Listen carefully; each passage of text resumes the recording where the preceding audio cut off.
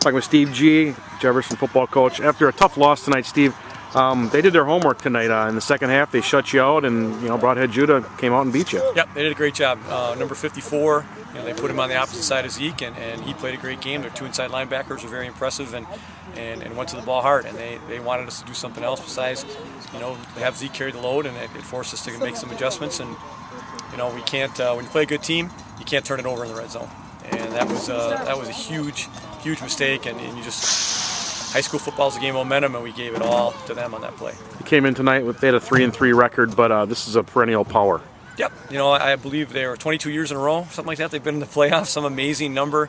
And talking to the coach, they started out young and get experience as they go. And in the crossovers, I think we would have rather played in week 3 than week 6 here, but or week 7. But they're talented and they're big. And when they get the lead, they're one of those teams that can just take the ball and just pound you forward and say, we're going to run clock and you're not going to get the ball back. And we didn't do a very good job of getting off the field on third down. Did you think up 20-14 at halftime? You got that score right before the half. That was your momentum.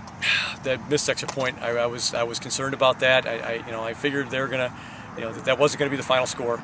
I figure if we're kicking off and start the second half and they score, we're looking at a tie at worst and missing that. Now we're down, and that changes your perspective a little bit, even though it's only a point.